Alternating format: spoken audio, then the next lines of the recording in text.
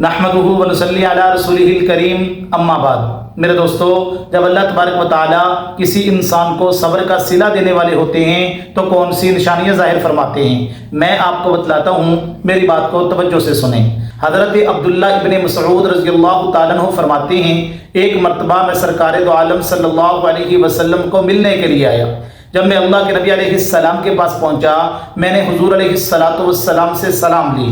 جب میں نے اپنا ہاتھ اللہ کے نبی علیہ السلام کے جسم مبارک کو لگایا تو اللہ کے نبی علیہ السلام کا جسم مبارک اتنا گرم تھا، میں حیران ہو گیا۔ میں نے کہا یا رسول اللہ صلی اللہ علیہ وسلم، معلوم ہوتا ہے کہ آپ کو بخار ہے۔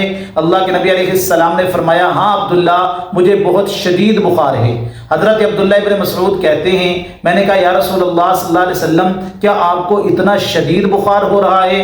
اللہ کے نبی علیہ السلام نے فرمایا، عبداللہ، ہم اللہ کے نبی ہیں، ہم انبیاء کی جماعت ہیں، ہم اللہ کے برگزیدہ بندے ہیں، اللہ کے محبوب ترین بندے ہیں، اور اللہ تبارک و تعالی ہمیں سب سے زیادہ آزماتے ہیں۔ ہمارے اوپر آزمائش بھی سخت آتی ہے اور اس آزمائش پر ہمیں اجر بھی اللہ تبارک و تعالی دگنا عطا فرماتے ہیں۔ اور اللہ کے نبی علیہ السلام نے یہ بھی ارشاد فرمایا، جو اللہ تبارک و تعالی کے جتنا قریب ہوتا ہے، جتنا اللہ تبارک و تعالی کا محبوب ترین بندہ ہوتا ہے، اتنی ہی اس کے اوپر آزمائشیں، امتحانات زیادہ آتے ہیں۔ اور اس کی وجہ یہ ہے، اللہ تبارک و تعالی اپنے بندے کو روحانی ترقی عطا کرنا چاہتے ہیں، اور بعض اوقات اللہ تبارک و تعالی ان آزمائشوں کے ذریعے سے اپنے بندے کی خطاؤں کو معاف کرنا چاہتے ہیں، ان کے گناہوں کو مٹانا چاہتے ہیں۔ اس لیے بندے کے اوپر امتحان آ رہا ہوتا ہے، آزمائش آ رہی ہوتی ہے۔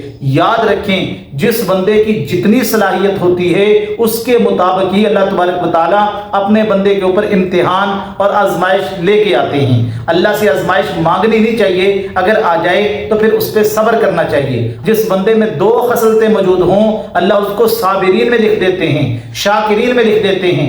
پہلا کیا فرمایا کہ دین کے معاملات میں وہ اپنے سے اوپر والے لوگوں کو دیکھے، یہ متقی ہے میں اس سے زیادہ متقی بن جاؤں، یہ نمازی ہے میں اس سے زیادہ نمازی بن جاؤں، یہ سخاوت کر رہا ہے میں اس سے زیادہ سخی بن جاؤں، اور دنیا کے معاملات میں اپنے سے نیچے والے لوگوں پہ نظر رکھے۔ اس کے پاس تو ایک وقت کا کھانا نہیں ہے، اللہ کا شکر ہے میرا اللہ مجھے 2 وقت کا کھانا تو کھلا رہا ہے۔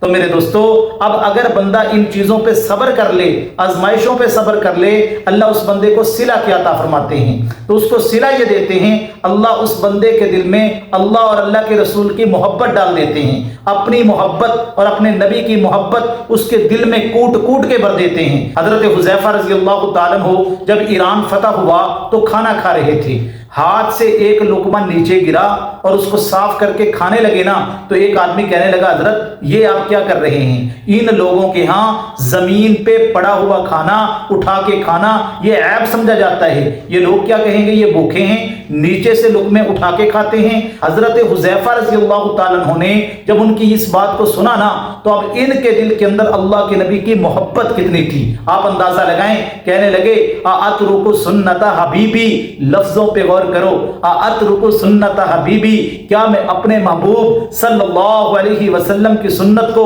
ان بے وقوفوں کی وجہ سے چھوڑ دوں؟ ایسے نہیں ہو سکتا، یہ مجھے جو کہتے ہیں کہہ لیں، لیکن میں اللہ کے نبی کی سنت کو نہیں چھوڑ سکتا۔ یہ ہے محبت میرے دوستو۔